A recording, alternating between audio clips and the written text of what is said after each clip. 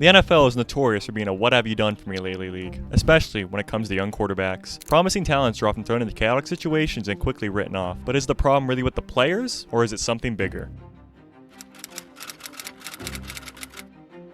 The first quarterback I will discuss is Sam Darnold, whose career trajectory embodies resilience and the importance of opportunity. Selected as the third overall pick in the 2018 NFL Draft out of USC, Darnold entered the league with sky-high expectations. Analysis praised the potential, and the New York Jets anointed him their franchise savior. However, his time in New York was marred by a lack of offensive talent, constant coaching instability, and a revolving door of offensive schemes that hindered his development. The Jets' instability to provide Darnold with a stable environment or the tools to succeed ultimately doomed his tenure there. Without consistent coaching or playmakers around him, Darnold struggled to fulfill lofty expectations placed upon him. After 3 frustrating seasons in New York, the Jets moved on, and Darnold was traded to the Carolina Panthers in 2021. Who got the better of the deal? Me personally, I think it's the Carolina Panthers.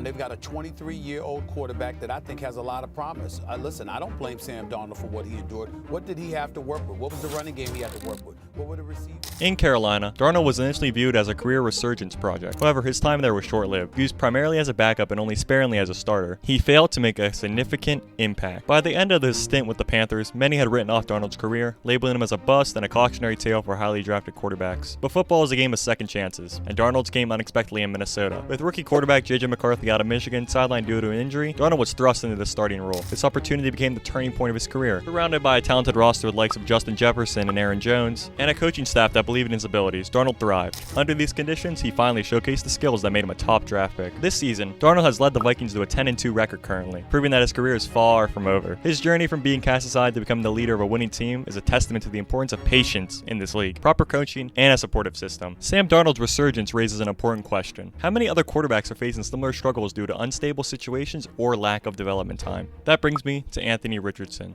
Anthony Richardson was nothing short of an elite talent during his time at the University of Florida, wowing scouts and fans alike with his jaw-dropping athleticism and raw ability. Some even called him one of the most exciting players to enter the NFL yet. Whether it was a highlight reel deep throw or an electrifying run, Richardson consistently showed his potential. Is that quarterback, that good for Florida? Do I need to worry about this a lot?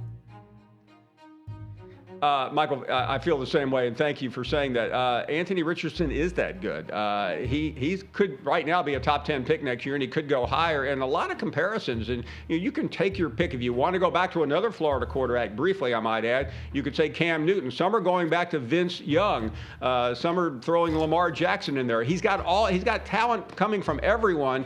And last year he was supposed to be a big star, but Dan Mullen. However, his college career was marked by one glaring issue: experience. Compared to many of the first-round quarterbacks, Richardson had a fraction of the starting reps, raising many questions from the NFL, media, and fans alike. Though he was blessed with a rocket arm and an impressive ability to extend plays with his leg, seems similar to this guy? Much like Josh Allen, many NFL scouts and fans did not think he was ready for professional football. Despite the fear and overall untapped potential, the Indianapolis Colts took him in the first round and immediately made him a starter. The Indianapolis Colts select Anthony Richardson, quarterback, Florida. Wow.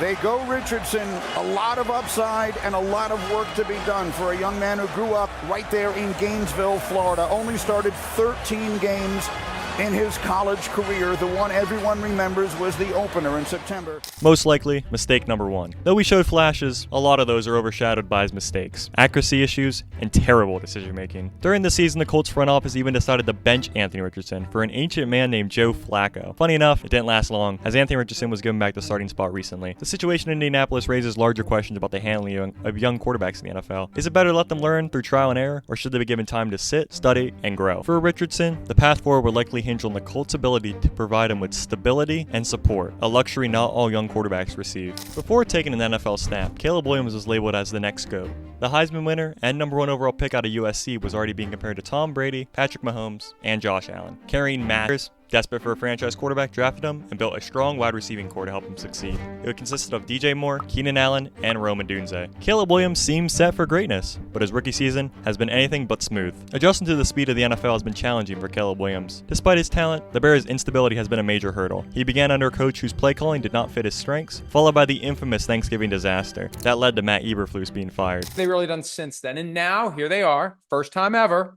firing a coach in season.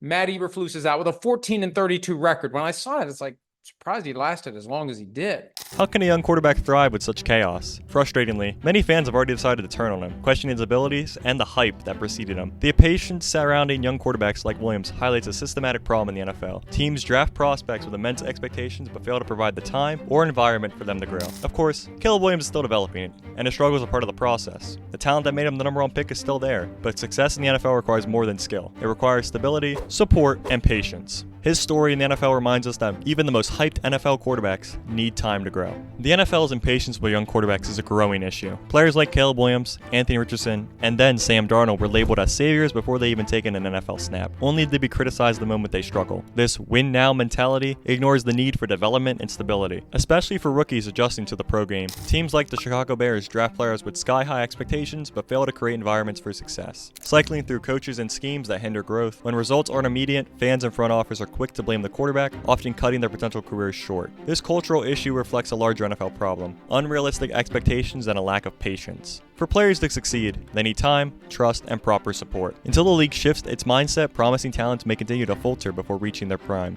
The issue isn't a young quarterback's talent, it's whether the NFL can give them the patience they need to succeed. As shown by players like Jalen Hurts and Tua Tagovailoa, success often comes with time, support, and stability. Josh Allen wouldn't be the star he is today without Buffalo's commitment to his development. History proves that the best quarterbacks often benefit from sitting early in their careers. Patrick Mahomes learned behind Alex Smith in Kansas City, Jordan Love behind Aaron Rodgers in Green Bay, and Jalen Hurts behind Carson Wentz in Philadelphia. This proven system allows young quarterbacks to develop without immediate pressure, setting them up for long-term success. More teams need to embrace this approach instead of rushing rookies into action. With patience, the NFL could unlock the full potential of its next generation of quarterbacks. The NFL might be quick to quit on young quarterbacks, but as fans, we don't have to. The next time your team drafts a new quarterback, ask yourself, are they given a fair shot to succeed?